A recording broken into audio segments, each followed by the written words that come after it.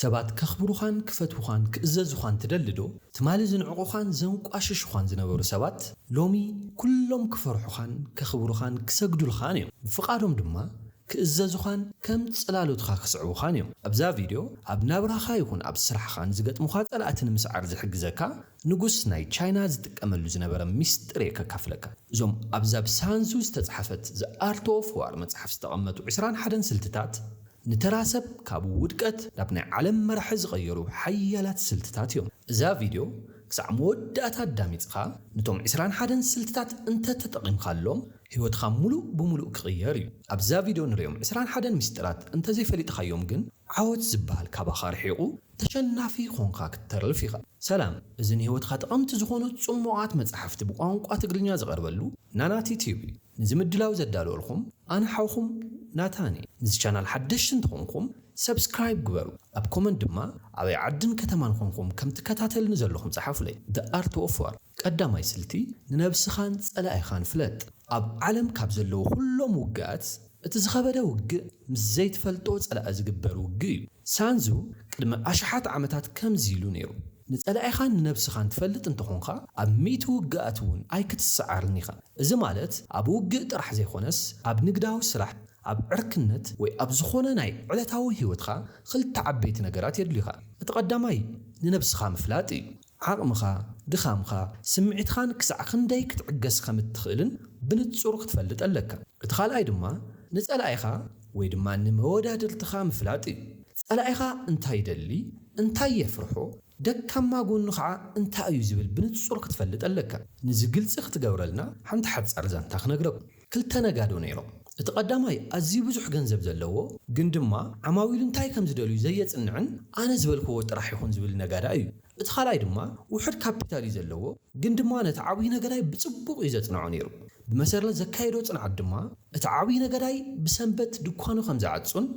ናቲ ዓማዊል ድማ ብሰንበት ዕዳጋ ከም ዝደልዩን ፈለጠሞ ካብኡ ዘለዎ ኩሉ ዓቕሙን ግዚኡን ተጠቒሙ ብሰንበት ጥራይ ፍሉይ ናይ ዋጋ መቕናስ ብምግባር ንኹሎም ዓማዊል ናይቲ ዓብይ ነጋዳይ ናብኡ ሰሓቦም ካብዛ ዛንታ ንወስዶ ትምህርቲ እቲ ንኡስ ነጋዳይ ንነብሱ ውሕድ ገንዘብ ከም ዘለዎ ይፈልጥ ነይሩ ግን ናይቲ ተወዳዳሪኡ ድኽመት ማለት መዓዝ ድኳኑ ከም ዝዓጽኡ ስለ ዝፈለጠ ተዓዊቱ እዩ እሺ ንስኻኸ ኣብ ህይወትካ ድኹም ጎንኻ ኣየናይ ምዃኑ ትፈልጥ ዶ ቅድሚ ምስ ሰብ ምውድዳርኻ ቅድሚ ናብ ሓዱሽ ስራሕ ምእታውኻ ተወዳደልትኻ መን ምዃኖምን ዓቕሞም ክሳዕ ክንደይ ከም ዝኾነን ኣብ ወረቐት ጽሓፉ ምኽንያቱ ዓወት ካብቲ ኣብ ውሽጥኻ ዘሎ ፍልጠትን ንዓለም ዘለካ ትዕዝብትን እምበር ካብ ካልእ ሰብ ኣይኮነን ዝጅምር ሳንዙ እንታይ ይብል ይመስለካ እቲ ዝለዓለ ጥበብ ውግእ ንጸላኣይኻ ከይተዋጋእኻ ኣብ ትሕቲ ቁፅፅርኻ ምእታው እዩ ሓይሊ ምጥቃም ናይ መወዳእታ ኣመራፂ እዩ እሺ ሕዚ ድማ ነዚ ሓሳብ ናብ ናብራና ብሰለስተ መንገዲ ክንጥቀመሉ ንኽእል ኢና እቲ ቀዳማይ ጥበብ ዘተ ወይ ዲፕሎማሲ እዩ ንሰባት ሓሳብካ ብቁጥዕ ዘይኾነስ ብመርትዖን ብረብሓን ግለጸሎም ሰብ ክሰዓር ዘይኾነስ ክርባሕ ምዃኑ ምስ ዝርኢ ይስዕበካ ካልኣይ ድማ ኣቐዲምካ ምቅርራብ ንብሎ እዩ ንነብስኻ ብፍልጠትን ብቁጠባን ሓያል እንተጌርኻያ ሰባት ክጻረሩኻ ይደልዩን እዮም እቲ ሓይልኻ ባዕሉ እዩ ንትውግእ ዝከላኸሎ ሳልሳይ ስነ ልቦናዊ ዓወት እዩ ኣብ ክንዲ ብኢድኻን ብሓይልኻን ትምክቶም ብእምሮኻ በተሓሳስባኻ ብምብላጥ ሰዓሮም ጸላእኻ ምሳኻ ክዋጋእ ተኽእሎ ከም ዘይብሉ ምስ ዝርዳእ ባዕሉ ኢድ ዝህበካ ስለዚ ኣብ ስራሕኻ ይኹን ኣብ ማሕበራዊ ህይወትካ ጸገማት ምስ ዘጋጥሙኻ ቀጥታ ናብ ባእሲ ትእቱ ብኸመይ ብዘተ ወይ ብብልሓት ክትፈትሖ ከም እትኽእል መጀመርያ ክትሓስብ ኣለካ ዓወት ብደም ዘይኾነስ ብጥበብ እዩ ዝመጽእ ሳልሳይ ስልቲ ድማ ዕድላት ምጭባጥ እዩ ዕድላት ኣብ ማእኸል ጸገማት እዮም ዝሕብኡ ለባም ሰብ ግን ዕድል ክሳዕ ዝመጾ ይጽበን እዩ ባዕሉ ነቲ ዕድል ዝፈጥሮ መብዛሕትኡ ሰብ ግን ዕድል አንኳሕኩሑ ክመጾ ይጽበብ ሳንዙ ኣብ መጽሓፍ The Art of War ግን ፍልይ ዝበለ ነገር ይዝነግረና ዕድላት እናተጠቐምካሎም ምስ ኸድኻ እናበዝሑ እዮም ዝኸዱ እዩ ዝብለና ቀጺሉ ድማ ዕድል ማለት ከም ሙሓዝ ማያ ይብለና ማይ ክውሕዝ እንተደልዩ መገዲ ይረክብ እዩ ንስኻ እውን ኣብ ስራሕኻ ይኹን ኣብ ናብራኻ ኩነታት ክሳዕ ዝጥዕመካ ይትጸበብ ኣብ ክንድኡ እዞም ክልተ ነገራት ጥራሕ ክበር ቀዳማይ ንቑሕኹን ምኽንያቱ መብዛሕትኡ ሰብ ዕድል ኣብ ቅድሚኡ ኸላ ኣየስተውዕለላን እዩ ካልኣይ ቁልጥፍኹን ምኽንያቱ ዕድል ከም ንፋስ እያ ሎም እምበር ጽባሕ ክትጠፍእ ትኽእል እያ ክልተ ነጋዶ ናብ ሓንቲ ደሴት ጫማ ክሸጡ ኸይዶም እቲ ቀዳማይ ነጋዳይ ነቶም ነበልትታ ደሴት ረአዮም እሞ እዞም ሰባት ኩሎም ጥራሕ እግሮም እዮም ዝንቀሳቀሱ ጫማ ይገብሩን እዮም ስለዚ ኣብዛ ዓዲ ጫማ ዝገዝእ የለን ኢሉ ተስፋ ቆሪጹ ተመለሰ እቲ ካልኣይ ነጋዳይ ግን ነቶም ናይ ደሴት ሰባት ረእዮም ተሓጎሰ ዋው እዚ ንዓይ ዓቢ ዕድል እዞም ኩሎም ሰባት ጫማ የድልዮም ብጣዕሚ ዝገርም ክሳብ ሕጂ ጫማ ሸጠሎም ሰብ ስለ ዘየለ ንዓይዚ ኣዝዩ ዓቢ ዕድል ኢሉ ኩሉ ጫማ ድማ ሸጠሎም ካብዚ ሓጻር ዛንታ ንወስዶ ትምህርቲ ንኽልቲኦም እቲ ዕድል ሓደ እዩ ነይሩ እቲ ኣፈላላይ ግን እቶም ነጋዶ ነቲ ኩነታት ዝረኣይሉ መንገዲ እዩ ስለዝኾነ ንስኻ እውን ኣረኣእያኻ ቀይር ፀገም ክመጽእ ከሎ ንምንታይ እዩ ዝበፂሕኒ ኢልካ ካብ ምምራር ካብዚ ፀገምዚ እንታይ ዕድል ክረክብ ይኽእል ናብ ዝብል ኣተሓሳስባ ኣተው እዚ ንምትግባር ድማ ክልተ ነገራት ተግብር እቲ ቀዳማይ ብንእሽቶ ጀምር ዓብዪ ዕድል ክሳዕ ዝመፀካ ይትፀበብ ንእሽቶ ማዕፆ እንትኽፈተልካ ድልግም ኢልካ እቶ ምክንያቱ እታ ዕድል እሳ ናብ ካልእ ዓብዪ ዕድል ክትመርሐካ ስለ ትኽእል እዩ እቲ ካልኣይ ድልው ኩን ሳንዙ ዕድልን ድልውነትን ምስ ዝራኸቡ ውፅኢቱ ዓወት እዩ ዝኸውን እዩ ዝብለና ስለዝኾነ ድማ ዕድል ክትመፀካ ከላ ድልው ኮይንካ እንተዘይፀኒሕካያ ክትጥቀመላ ይትኽእልን ኢኻ እሺ ሕዚ ድማ እዚ ሕቶ እዚኣ ንባዕልኻ ሕተት ኣብ ሂወትካ ከምቲ ቀዳማይ ነጋዳይ ፀገም ጥራሕ ዲኻ ትርእስ ወይስ ከምቲ ካልኣይ ነጋዳይ ዕድል ኢኻ ትደሊ ዘለኻ ራብዓይ ስልቲ ድማ ምስጢራውነት ጥበብን ምትላል እዩ ሰባት ኩል ግዜ ሓቂ ክንዛረብ እዮም ዝምህሩና ንሱ ግን ጽቡቕ እዩ ግን ኣብ ውግእ ይኹን ኣብ ናይ ሂወት ውድድር ሳንዙ ዝብለና ሓደ ምስጢር ኣሎ ኩሉ ስትራቴጂ ኣብ ምትላል ዝተመሰረተ እዩ ንምንታይ ምክንያቱ ዘለካ መደብ ንኩሉ ሰብ እንተነጊርካዮ ንዓኻ መከላኸሊ ዕድል ኢኻ ትህቦ ዘለኻ እዚ ክብል ከሎ ግን ሓሶት ተዛረቡ ማለት ኣይኮነን የግዳስ መደብኻ ምስጢር ግበርሎ ማለት እዩ ክተጠቅዕ ክትብል ከለኻ ዘይትግደስ ክትመስል ኣለካ ክትቀራረብ ክትደሊ ከለኻ ርሑቕ ዘለኻ ክትመስል ኣለካ በሊሕ ክትኸውን ክትደሊ ከለኻ ገርህ ክትመስል ኣለካ ኣብ ስነ ልቦና እዚ ሜላዚ ስትራቴጂክ ሳይለንስ ወይ ምስጢራውነት ይበሃል ሰባት ብዛዕባኻ ዘለዎም ግምት ክትቆጻጸር ከለኻ ንዓኻ ንምጥቃዕ ይጽገሙ እዮም ሓደ እዋን ሓደ ሃዳናይ ንሓንቲ ውኻርያ ንምሓዝ መጻወድያ ይዳሉ ነበረ እታ ውኻርያ ብጣዕሚ ንቕሕቲ ስለ ዝነበረት እታ ሃዳናይ መጻወድያ ከም ዝዘርግሐላ ትፈልጥ ነይራ እታ ውኻርያ ግን እንታይ ገይራ ናብቲ መጻወድያ ዘለዎ ቦታ ብምኻድ ንላዕሊ እናጠመተት ከም ዘይረአየቶ ብምምሳል ትሓልፍ ሽዑ እታ ሃዳናይ እዛ ውኻርያ ነቲ ዘዳለኹላ መጻወድያ ኣይረአየቶን ኢሉ ስለ ዝተዘናግዐ እታ ውኻርያ ብኻሊእ መንገዲ ኸይዳ ነቲ ናይ ሃዳናይ ምሳሕ ሰሪቐቶ እታ ውኻርያ ነቲ ሃዳናይ መጻወድያ ከም ዝገበረላ ከም እትፈልጥ ስለ ዘይረአየቶ ነቲ ሃዳናይ ኣዘናጊዓቶ እያ እዚ ሓሳብ ኣብ ሂወትና ከመይና ክንጥቀመሉ ንኽእል ኣብ ስራሕ ሓዱሽ ዓብዪ መደብ ወይ ቢዝነስ እንተለካ ገና ከይተጀመረ ከሎ ንሰባት ኣይትዛረብ ኣብ ክንዱ ሰባት ከይተዳለዉ ከለዉ ብተግባር ርእዮም ካሊእ ሰባት ድኹም ጎንኻ ንክፈልጡ ይፅዕሩ እዮም ንጥንካሬኻ ከም ድኻም ንብልሕኻ ድማ ከም ግርህነት ጌርኻ ብምቕራብ ንመታለልቲ ሰባት ክተዘናግዖም ትኽእል ኢኻ ከምቲ ሳንዙ ዝብሎ በሊሕ ተዋጋኢ ንጸላእዩ ናብቲ ንሱ ዝደልዮ ቦታ እዩ ዘውርዶ ምስጢርኻ ምዕቃብ ድማ ናይዚ እቲ ቀዳማይ ስጉምቲ እዩ ስልቲ ቁፅሪ 5 ኣብ ውሽጢ ህውኸት ዕድል ኣሎ ሂወት ሓደ ግዜ ከም ማዕበልቲ እናወፅያ ስራሕ ይበላሸውኻ ውጥንኻ ይፈሽል ኩሉ ነገር ዝተሓላለኸ ኮይኑ ይስምዐካ መብዛሕትኡ ሰብ ኣብዚ ግዜ እዚ ይፈርሕ ወይ ድማ ተስፋ ይቆርጽ እዩ ሳንዙ ግን እዚ እዩ እቲ ዝበለፀ ግዜ እዩ ዝብለና ምክንያቱ ኣብ መንጎ ዝተሓላለኸ ህውከት ብድሕሪኡ ዕድል ተሓበያ እያ ዘላ ማለት እዩ ንዚ ብግልፂ ንምርዳእ መብዛሕትኦም ሰባት ፈተና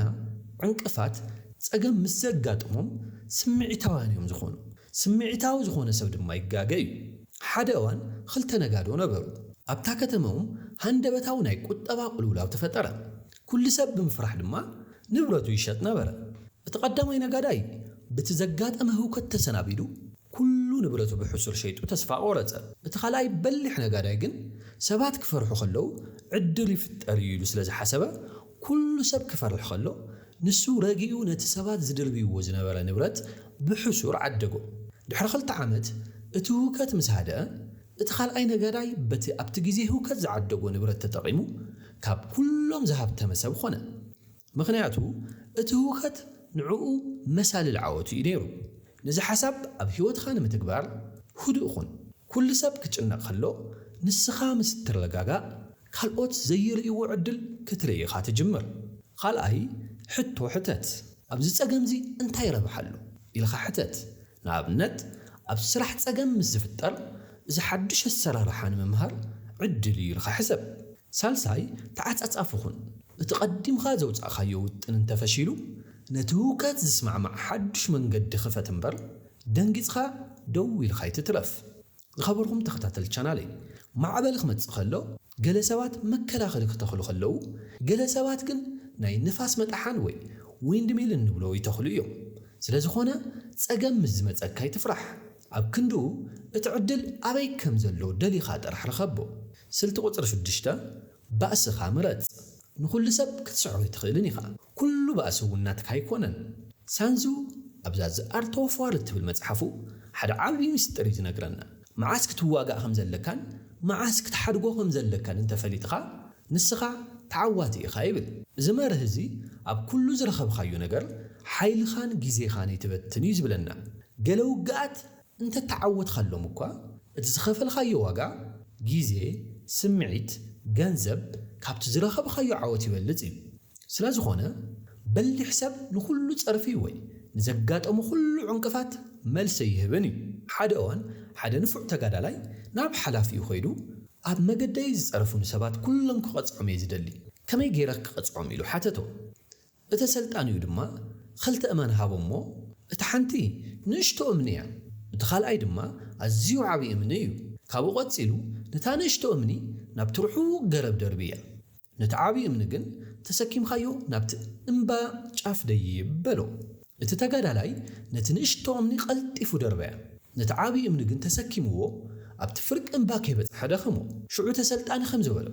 እቲ ንእሽቶ እምኒ እቶም ንኡሳት ፀላእትኻ እዮም ስለዝኾነ ክድርብዮም ትኽእል ኢኻ እቲ ረዚን እምኒ ግን እቲ ምስ ኩሉ ሰብ ክትበኣስ እትገብሮ ዘለኻ ምርጫኻ እዩ ስለዝኾነ ድማ ንዓኻ ጥራሕ እዩ ዘድክመካ ክትዕወት እንተደሊኻ ናብቲ ናይ እምባ ጫፍ ክትበፅሕ እንተደሊኻ እቲ ረዚን ሸኽሚ ክድርብዮ ኣለካ በሎ ነዚ መርህ እዚ ኣብ ህይወትና ብኸመይና ክንጥቀመሉ ንኽእል ኣብ ሶሻል ሚድያ ሓደ ሰብ ኣብ ኮመንት እንተፀሪፍካ ግድን ክትምልሰሉ የብልኻን ብስቕታ ሓለፎ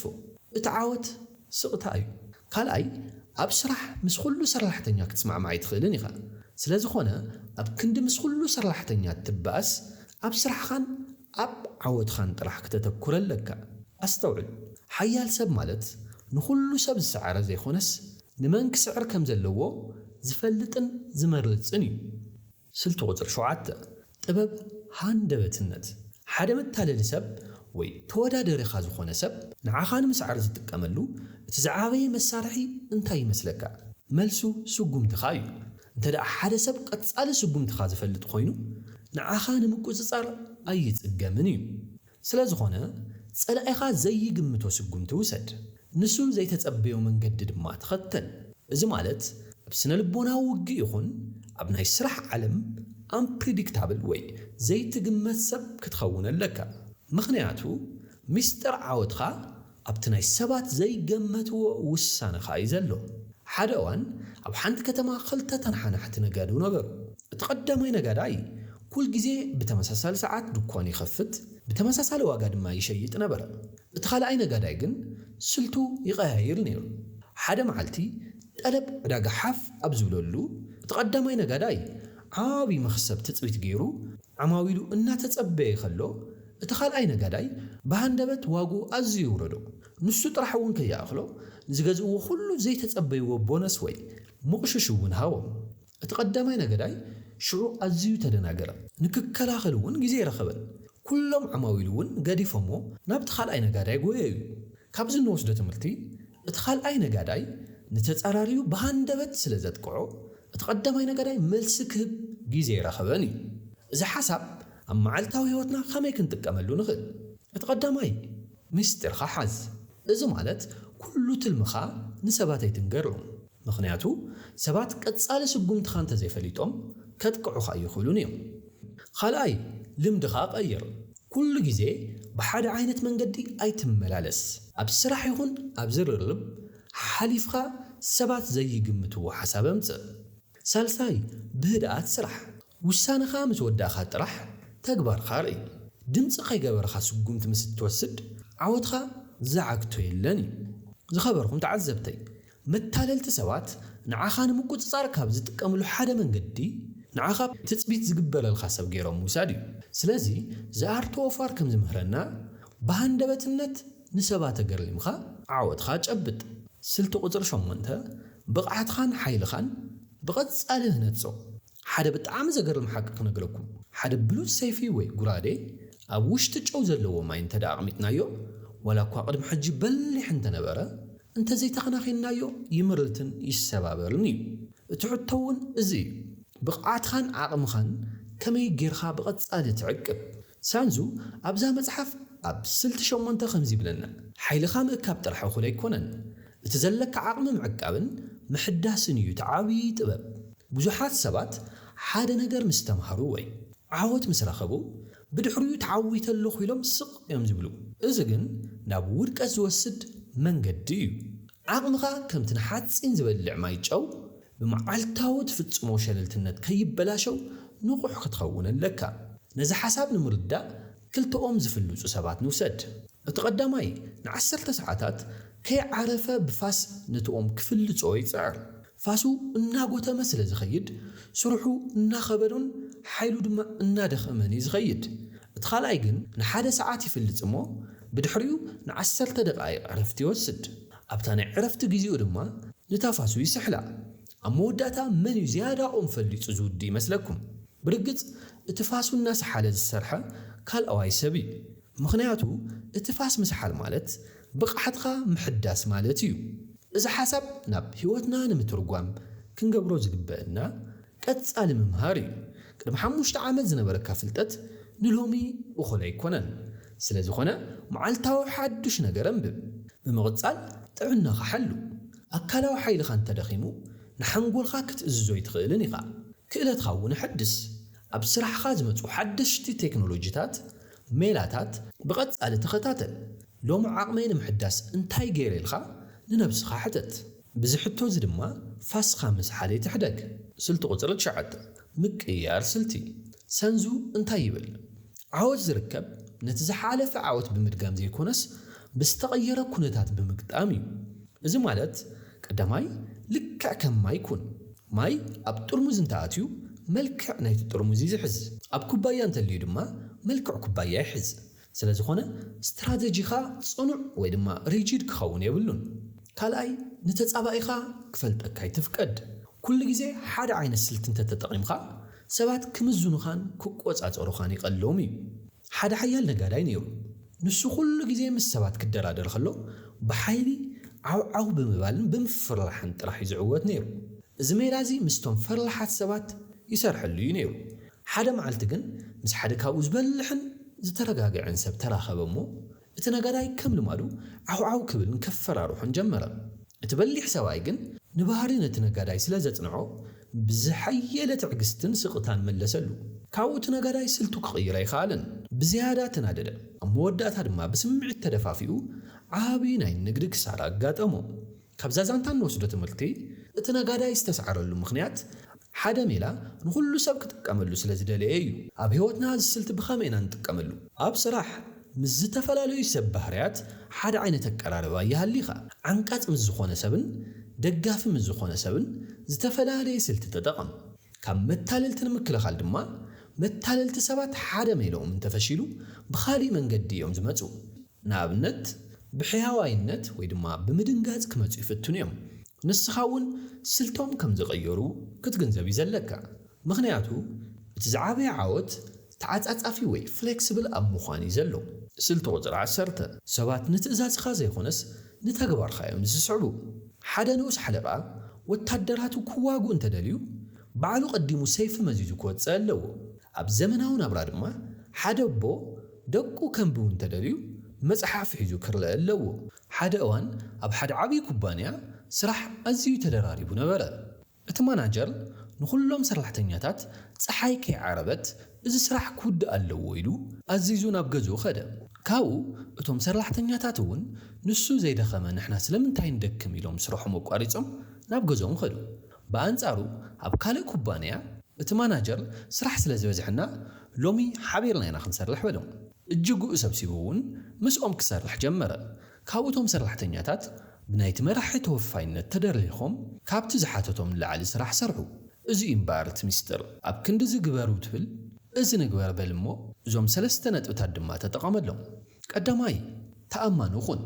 እቲ ትዛረቦን እቲ ትግብሮን ሓደ ይኹን ካልኣይ ቀዳማይ ይኹን ሓድሽ ነገር ክጅመር ከሎ ቀዲምካ ተረኸብ ሳልሳይ ተኻፋሊ ፀገሞምኹን ሰባት ክጽገሙ ከለው ኣብ ጎኖምኹን ምኽንያቱ መሪሕነት ብዘረባ ዘይኾነስ ብተግባር ዝመጽእ ስልቲ ቁጥሪ 11 ጥበብ ምጽባይ ሰባት ቀጻለ ክትገብሩ ኢኻ ኢሎም ዝጽበይዎ ነገር ኣሎ እቲ ምስጢር ዓወት ግን ሰባት ክትገብሩ ኢኻ ኢሎም ኣብ ዘይሓስብዎ ግዜ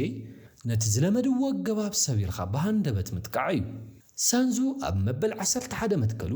ከመይ ጌርካ ንሰባት ብልሙድ ነገር ኣላሚድካ ኣብ መወዳእታ ብዘይፈልጥዎ መንገዲ ከምትዕወት ይምህረና እዚ ሜላ እዚ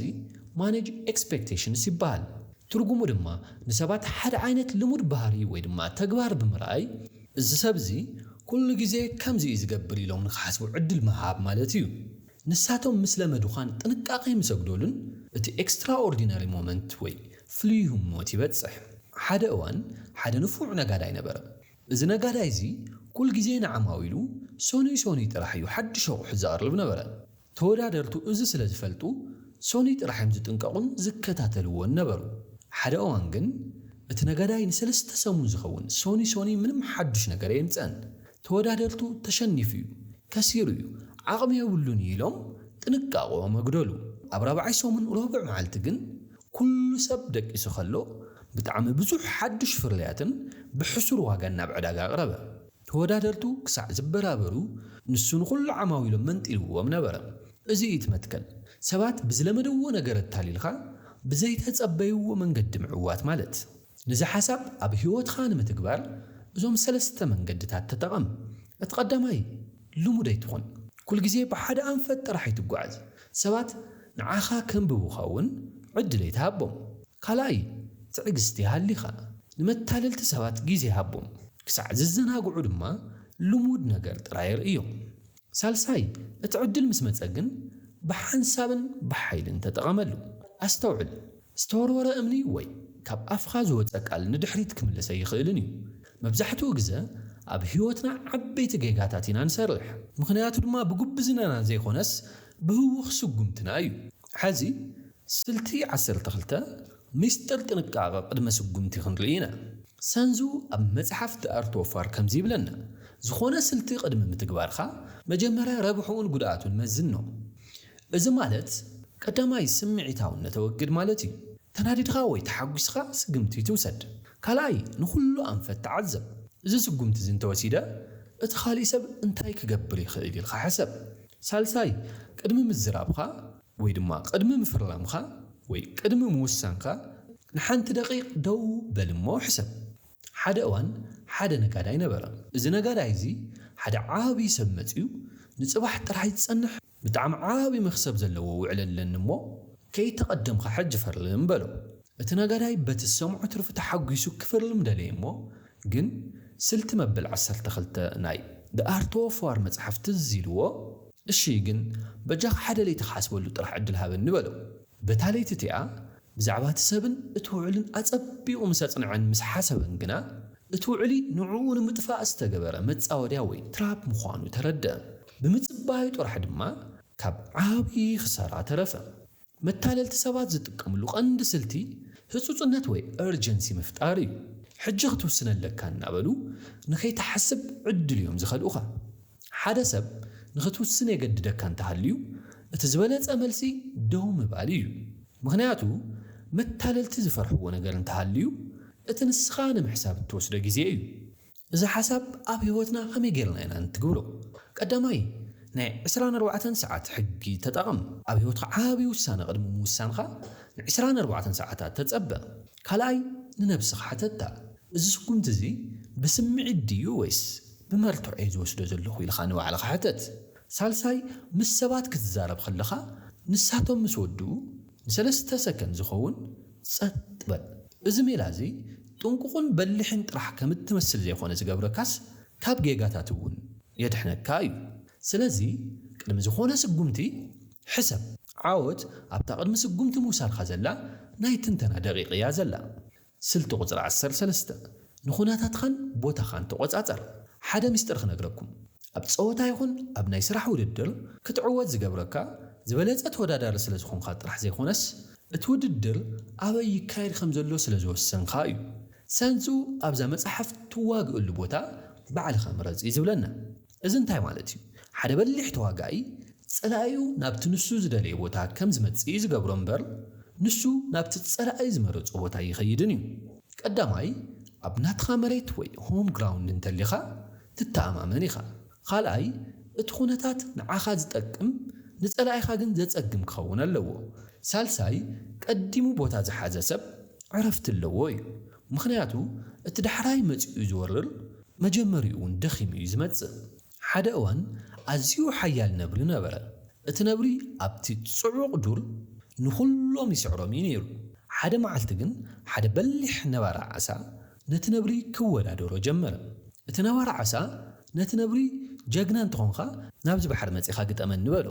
እቲ ነብሪ ጅግንነቱ ኸርኢ ተደፋፊኡ ናብቲ ባሕሪ ዘሊሉ ኣተወ ውፅኢቱ እንታይ ዝኾነ ይመስለኩም እቲ ነብሪ ክንዲ ዝሓየለ ይሓይል ብዘየገድስ ኣብ ማይ ክሕምስ ስለ ዘይኽእል ብቐሊሉ እዩ ተሳዒሩ ኣብዚ ክንርድኦ ዝግበአና ግን እቲ ነባራ ዓሳ ንነብሪ ዝሰዓሮ ካብ ነብሪ ዝሓየለ ስለ ዝኾነ ዘይኮነስ ነቲ ውግእ ኣብቲ ንነባራ ዓሳ ዝጥዕም ባሕሪ ስለ ዘካየዶ እዩ እሞዚ ኣብ ህይወትና ከመይ ኢና ንጥቀመሉ ንኣብነት ሓደ ናይ ስራሕ ቃለ መሕትት ወይ ኢንተርቪው ወይ ናይ ንግዲ ውዕሊ ወይ ቢዝነስ ዲል እንተሊካ ነቲ ቦታ ንዓኻ ዝጥዕም ንክኸውን ፃዓር ስለ ዝኾነ ናብ ቤት ፅሕፈትካ ክመፁ ዓድሞም ወይ እንተዘይኮይኑ ድማ ቀዲምካ ነቲ ቦታ ከይድካ ተለማመዶ ንዓኻ ዘይጥዕም ኩነታት እንተልዩ ንኣብነት ሰባት ኣብ ዝበፅሑ ቦታ እንተኮይኑ ነቲ ቦታ ብምቕያር ነቲ ኩነታት ክትቆፃፀሮ ኣለካ ካብ ስልቲ 13 ንመሃሮ ሓደ ዓብይ ነገር ኣሎ ንሱ ድማ ኣብ ዘይሜዳኻ ምዕዋት ከቢድ እዩ ስለ ዝኾነ ኩሉ ግዜ ናይ ውግእ ቦታ ባዕልኻ ክትመርፅ ኣለካ ስልቲ ቁፅሪ 14 ሚስጥራውነት ሓይሊ እዩ ዕላማኻ ክትሓብእ ከለኻ ሰባት ኣብ ክንዲ ንዓኻ ዘጥቅዑ እንታይ ይሓስበሎ ይኸውን ኢሎም ንርእሶም ክትጠራጠሩ ኢኻ ትገብሮም እዚ ማለት ሰባት ንዓኻ ግብረ መልሲ ክህቡ ኣብ ክንዲ ዝፍትኑ ንስኻ ኢኻ ንዓቶም ትቆፃፀሮም ሓደ እዋን ሓደ ንፉዕ ነጋዳይ ነይሩ ሓደ ዓብይ ትካል ንዑ ካብቲ ዕዳጋ ንምውፃእ ንግዱ ንኽዓፅን ይደልዩ ነበሩ እቲ ትካል ነቲ ነጋዳይ ንምድሃል ኩሉ ግዜ እንታይ መሸጣ ከም ዝገበረ ይከታተልዎ ነበሩ እቲ ነጋዳይ እዚ ስለ ዝፈለጠ ሓደ ሜላ ተጠቐመ ሓደ መዓልቲ ኩሉ ሰብ ከም ዝርእዮ ገይሩ ድኳነይ ክዓፅዮ እየ ናብ ካልእ ዓዲ ክቕይር እየ ዝብል ወረ ነዝሐ ዓበይቲ ሳጹናት ኣብ መኪና ክትፀዓኑ እውን ገበረ እቲ ዓብይ ትካል ድማ ተዓዊትና ኢና ደጊም ክኸይድ ኢሎም ንዕኡ ዝነበረ ምክልኻልን ምቁፃሮም ናላሕሊሖሞ ካብ ሕዚ ተወዳደረ ይብልናን ኢሎም ድማ መሸጥ ዋግኦ መኽበርዎ እቲ ነጋዳይ ግን ብምስጥር ነቲ ዝበለፀ መሸጡ እዩ ዘዳሉ ነይሩ እቶም ናብ መኪና ዝፀዓኖም ሳጹናት እውን ባዶ እዮም ነይሩ ልክዕ እቲ ትካል ኸይዱ ኢሎም ኣብ ዝዘንግዑሉ ግዜ እቲ ነጋዳይ ሓዱሽ ዝሓሰረ መሸጣ ኣውፅኡ ነቲ ዕዳጋ ሙሉእ ብምሉእ ተቆፃፀሮ ስለ ዝኾነ ነዚ ሜላ እዚ ኣብ ህይወትና ከመይ ጌርና ኢና ንጥቀመሉ እቲ ቀዳማይ ዝርዝር ሓሳብካ ይተካፍል ዝኾነ ነገር ክትሰርሕ ከለኻ ንኩሉ ሰብ ይትናገር እቲ ውፅኢት ምስ ተረኣየ ጥራሕ ሰባት ክፈልጡ ኣለዎ ካልኣይ ትክ ፍጠር ሰባት ናብ የማን ትኸይድ ከም ዘለኻ ክሓስቡ ግበሩ ካብኡ ግን ንስኻ ብምስጥር ናብ ፀጋም ተጓዓዝ እዚ ማለት ንዞም መታለልቲ ሰባት ግዚኦም ተኽስሮም ኣለኻ ማለት እዩ ሳልሳይ ብስቕታ ተዓወት ስንዙ ከም ዝብሎ ዝበለፀ ዝበሃል ስራሕ ፀላኢኻ ከይተረድኦ ዝፍፀም ስራሕ እዩ ስለዚ ተኸታተልተይ ኩሉ ግዜ ክፉት መፅሓፈይ ትኹኑ ገለ ምስጢራትኩም ንባዕልኩም ዓቅብዎም ሰባት እንታይ ክትገብሩ ከም ትኽእሉ ክግምቱ ከለው ንስኹም ተዓዊትኩም ኣለኹም ማለት እዩ ስልቲ ቁፅሪ 15 ዋጋ ውሳነኻ ገምግም እቲ ዝበዝሐ ግዜ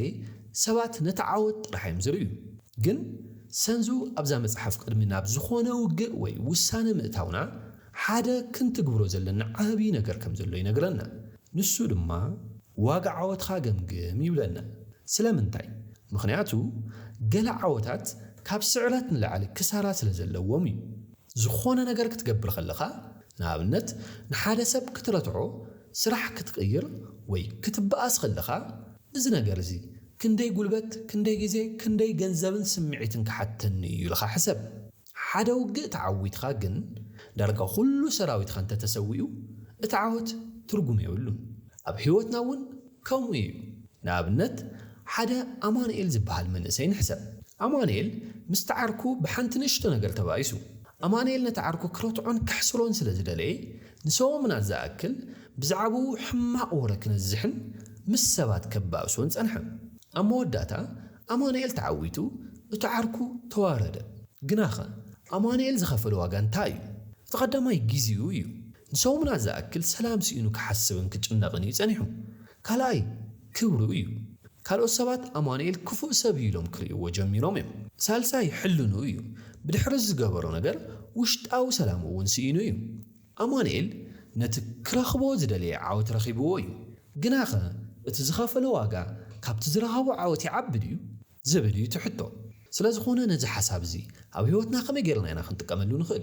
كدم مسب مباسخا إذا سب كراتعو كبل كندي سمعيتن قلباتني يكخفلي الخاك تحسب لك كدم حدش سرح مجمارخا إذا زرخبو توساخ جنزب كاب نايس دلابيتي جيزي كندي كسرك أني يلخا جمجم بل حساب زبحال زرخبو ربحا كاب تزخوف لو واغا زعب مخوان زر لقاق السابيو سلت قطر عسر شدشتا manipulating perception نبلوي سنزو خمزي بلنا حيال نكلخا كم دخم مسل دخم نكلخا دما كم حيال مسلي بلنا سلامتاي مخنياتو سبات نعاخا بزرآيوخا من قدي تمركيسوم يوم سقوم تزوسدو نسبات زلك حقا نعاق من تنقير خيوم كما يجيروم كم زسعرخا من قد تهبو من لخا مالتيو حدا وان خلتنا قادو نبرو تقدماي نقاداي كل جزي حدش خداني لبس كبور ساعات يأثر زبالت أمكنا دما يزور نبرا كل سبب دما هابتامي مسلو نيرو جن بزوح عداي نيرو اتخالاي نقاداي جن كل جزي ترا خداني لبس بأقروني انكساس نبرا سلازخونا دما تحوت يمثلن كل سبب دما دخاي مسلو نبرا حدا معالتي حدا عابي بزنس عدل متأمون وتو متالل تسوات نتقدماي نقاداي هابتام سلاز مسلوم كزرفو ودلايو نعون متقعد ما بزوح جزيو مدفو اتخالاي نقاداي جن تراسب سلاز مسلوم نعو اي تتنقاقلون نسو جن بتنقاقي يكتاتلوم نبرا موداتا اتو متاللتي نتقدماي نقاداي كتقعو خلو اتخالاي نقاداي نتزمت أخلو عدل توقعات إلوه نبرا كابز حد سأرزانتان مهارم سلستات ملتتات قداماي حيلخا حبا عابي عقم تليكا بتحتنا حلفهم تتساوات خان عخان عقو من تريهم خا كتنقوا الخاي يخلون يوم إذا دما زبالت أنا يمتقعت عدلي زهبكا خالاي دخام خاي ترئي أبستت أقام خالوان وي دخم أبزخون خالوان بسنا لبونا حيال مخان خاكتر اللكا سبات بدخام خاطة تقيمهم كي روز خاون يكلا خلال خايو سالساي نسبات أدنا قررهم سبات بزعبا خازلوهم قمت نتصورن قلت انك خاون يبلون مستراو مخانخا كالوت نعاخان متقع كي يجنقو يقورهم يو سلازخونا أبهيوتخا كل جزي من النتخا نخلو سبي تقلع حيلخا نعاوتخا تتقملو دخام خادما نمكلا خليخا حبا أيوم سلت قطر عسر شوعات عاوت واقعي حتى تيو عاوت بقات أمي متسنيو بزو حسابات عاوت يدليو قنا وحدات راح يوم نتعاوت زحت واقعك خفلو دلوات زخونو سنزو أبدا أرتوافوار متحفو عاوت نمقو نتعف فرق لبي أخولي كوناني بلنا إزي انتحي مالتيو يخون عابي نقر نمعوات توفاينات وي توتال ديديكيشن يدلي فرق لبي ناب ودكات وي ما أخلاينات راح يزمرح نحادا نقر كتقبر انت تبقيسخا بمولو عقمخان تخورتخان كتقبرو لك حادا اوان يوناسن سامعيولن زبهالو خلتا اعروخ نقادو نبرو كلتيوم حدوشنا انترنت بيزنس كجمرو دما وسنو يوناس متشوت يفتو نبرا نقولوك ساعة عوت نمزناقعو زدك سلو ساعات مشات مسعروختو علالن كحاد قويدالين نقدنا سرحخو كزناقع يخلي يزبل دما حساب نيروه سامويل قنا نتواقع ترديو ونيرو نقدون معوات كاب ساعات دك أسوق النسا كاب مزناقعو دما توتبه نأوارح ملو تخرطو أبسرو حتر حير ما قبرا دحر عامت سامويل عابي تكالكون ننخلو يوناس قنا عدل يبلين النابلة سرحو كسيرو قارتو اتفل اللي عدل يكون النيرو سامويل نتنع عاوت زحت تواقع ናይ ግዜ ተወፋይነትን ክኸፍል ፍቓደኛ ብምንባሩ እዩ ካብዚ ታሪክ ዝንመሃሮ ሰለስተ ነጥብታት ቀዳማይ ፍርቂ ልቢ ኣይሰርሕን እዩ ንሓደ ስራሕ 50% ዓቕምኻ ጥራሕ እንተሂብካዮ ውፅኢቱ 0 እዩ ዝኸውን ዓወት 100% ተወፋይነት ይሓትት እዩ ካልኣይ መስዋእቲ የድሊ እዩ ሓድሽ ነገር ክትረክብ እንተደሊኻ ነቲ ንቡር ዝነበረ ምቾት ክትሓድጎ ኣለካ ሳልሳይ ትኩረት ወይ ፎከስ እዩ ሰንዙ ከም ዝብሎ ሓይልኻ ኣብ ሓደ ነጥቢ እንተተኪርካዮ ንዝኾነ ሓያል ዕርዲ ክትሰብሮ ትኽእል ኢኻ ይብል ሕጂ እቲ ክትበፅሖ ትደሊ ዓብዪ ዕላማ ኣየና እዩ ነቲ ዕላማ ንምስኻዕኸ እንታይ ዓይነት ዋጋ ክትኸፍል ተዳሊኻ ኣለኻ ንኣብነት ድቃስ ምቕናስ ትምህርቲ ምውሳኽ ወይ ካብ ዘይረብሑ ኣዕሩኽ ምርሓቅ ክኸውን ይኽእል እዩ ስልቲ ቁፅሪ 18 ቅልጣፈ እዩ ብዙሕ ግዜ ሰባት ብልሕነት ወይ ሃብቲ ንዓወት ወሳኒ እዮም ዝብሉ ሰንዙ ኣብ ኣርት ኦፍ ደ ዋር መፅሓፉ ግን ንዓወት ካብ ኩሉ ዝበለፀ መሳርሒ ቅልጣፈ ምዃኑ እዩ ዝነግረና ቅልጣፈ ክብል ከሎ ግን ከይሓሰብኻ ምትግባር ማለት ኣይኮነን እንታይ ደኣ ዕድላት ምስ ዝመፁ ብዘይ ውልውል ምጭባጥ ማለቱ እዩ ሰንዙ ከምዚ ይብል ናይ ውግእ መሰረት ቅልጣፈ እዩ ማለቱ እዩ ዕድላት ግዜ ይፅበዩን እዮም ሓደ ጽቡቕ ኣጋጣሚ ክመጽእ ከሎ ንሕና ክሳዕ ፐርፌክት ንኸውን እንተተጸቢና እቲ ዕድል ኣምሊጥና እዩ ዝኸይድ ስለዚ ኣብ ክንዲ ፕሮክራስቲኔሽን ቁልጡፍ ውሳነ ምውሳድ ኣድላዪ እዩ ክልተ ኣማንን ዮናስን ዝበሃሉ ኣዕሩኽቲ ነበሩ ክልቲኦም ኣብ ከተማኦም ሓደ ሓድሽ ንግዲ ክጅምሩ ሓሳብ ነበሮም ዮናስ ብጣዕሚ ጥንቁቕ ስለ ዝነበረ ፐርፌክት ዝኾነ ቢዝነስ ፕላን ክሳዕ ዝጽሕፍ ጽቡቕ ናይ ንግዲ ዝኾነ ቦታ ክሳዕ ዝረክብን ኩሉ ነገር ክሳዕ ዝማልአሉን 6 ወርሒ ሙሉ ወሰደሉ ኣማን ግን ብዘለዎ ንእሽተይ ዓቕሚ ብቕልጣፈ ስርሑ ጀመረ እሞ ስርሑ እናሰርሐ ድማ ካብ ጌጉኡ እናተምሃረን እናኣርለመን ኸደ ድሕሪ 6 ወርሒ ዮናስ ስርሑ ክጅምር ከሎ ኣማን ድሮ ዓማዊል ኣፍርዩ ስሙ ገኒኑ ነቲ ዕዳጋ ተቆጻጺርዎን ጸንሖ ዮናስ ፐርፌክት ክኸውን ክብል ነቲ ዝበለጸ ግዜ ምሊጥዎ እዩ ካብዚ ታሪክ ንወስዶ ትምህርቲ ፐርፌክት ካብ ምዃን ፋስት ምዃን ይበልጥ ዝብል እዩ ንዚ ሓሳብ ኣብ ዕለታዊ ህይወትና ከመይ ኢና ክንጥቀመሉ ንኽእል ቀዳማይ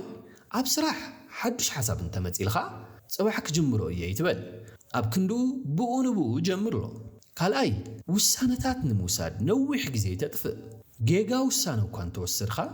ብቕልጣፈ ክትእርልሞ ትኽእል ኢኻ ሳልሳይ ኣብ ርክባት እዩ ንሓደ ነገር ክትእርልም ወይ ይቅርታ ክትሓትት እንተሊካ ብቕልጣፈ ግበርሎ ግዜ ንብዙሕ ነገራት የበላሽዎ እዩ ከምቲ ሰንዙ ዝብሎ ብሉፅ ውግእ ዝበሃል እቲ ብቕልጣፈ ተዛዚሙ ዕረፍቲ ዝህብ እዩ ስለዚ ሎሚ ክትጅምርዎ ዝሓሰብኩም ነገር ኣሎ ዶ እንተልዩ ሕጂ ተስዕሞ ጀምርዎ ንድሕሪ ዝምለስሉ ወርቃዊ ድልድል ስርሐሎም ዝብል እዩ ሓደ መዓልቲ ጸላኢኻ ወይ መታለሊኻ ኣብ ኢድኻ ወዲቑ ሙሉእ ብሙሉእ ክትጭፍልቆ ወይ ክትስዕሮ ዕድል እንተትረክብ እንታይ ምገበርኻ ተተባሂልኻ መብዛሕትኡ ሰብ ክሳዕ መወዳእታ ክትጭፍልቆ እዩ ዝመርጽ ሰንዙ ግን እዚ ትዝዓበየ ስሕተት እዩ ዝብለና ንሓደ ሰብ ተዓዊትካሉ ከለኻ ነቲ ሰብ ንክሃድም ወይ ንክወፅእ መንገዲ ክትሓድገሉ ኣለካ ይብል ሓደ እዋን ሓደ ሓያል ንጉስ ንጸላእቱ ኣብ ከቢብ ሽንጥሮ ዓፀዎም ጸላእቱ ዝሃድሙሉ መንገዲ ከም ዘየለ ስለ ዝፈለጡ ካብ ኣብዚ ንመውትስ ተዋጊእና ክንመውት ኣለና ብምባል ብኩሉ ሓይሎም ተለዓሉ እቲ ንጉስ ተዓዊቱ እዩ ነይሩ ግን ጸላእቱ ተስፋ ስለ ዝቆረፁ ዝገበርዎ ተኣምራዊ ውግእ ነቲ ንጉስ ብዙሓት ወታደራት ኣጥፍአሉ ሰንዙ እንተዝኸውን ግን ሓንቲ ንእሽቶ መንገዲ መሓደ ኩሎም ይክብል ነይሩ ምክንያቱ ድማ እቶም ጸላእቱ ካሃድሙ ስለ ዝመርፅ እዩ ንሱ ድማ ብዘይደም ምፍሳስ ክስዕሮም ይኽእል ነይሩ እዩ ስለምንታይ እዚ ሓሳብ ኣብ ህይወትና ገዳሲ ኮይኑ እዚ ሓሳብ ኣብ ዕለታዊ ህይወትና ሰለስተ ዓበይቲ ረብሓታት ስለ ዘለዎ እዩ ቀዳማይ ተስፋ ዝቆረፀ ሰብ ኣዝዩ ሓደገኛ እዩ ንሓደ ሰብ ኩሉ መንገዲ እንተዓፂኻዮ ዝኸስሮ ነገር ስለ ዘየለ ብምሉእ ሓይሉ ክባእሰካ እዩ ዝፍትን ካልኣይ ክብረቱ ኣይትተንክፎ ሰብ ኣብ ክትዕ ወይ ኣብ ባእሲ ክስዓር ከሎ ተሰዓይረይሉ ንኽኣምን ይኸብዶ እዩ መውፅእ መንገዲ እንተጌርካሉ ግን ክብረቱ ከይተተንከፈ ካብቲ ባእሲ ክወፅእ ይኽእል እዩ ሳልሳይ ንመጻኢ ጸላኢ ተፍሪ ሎሚ ንሓደ ሰብ ኣዋሪድኻ እንተስዒርካዮ ዘለኣለም ሕነ ክፈዲ ክጽበየካ እዩ እሞ ኸመይ ጌርና ኢና ደኣ ኣብ ህይወትና ወርቃዊ ድልድል ንሰርሕ ኣብ ባእሲ مس مصامتخا وي عركخا كتكاتع خلخا نسو كم التجاجي ردو انت خوينو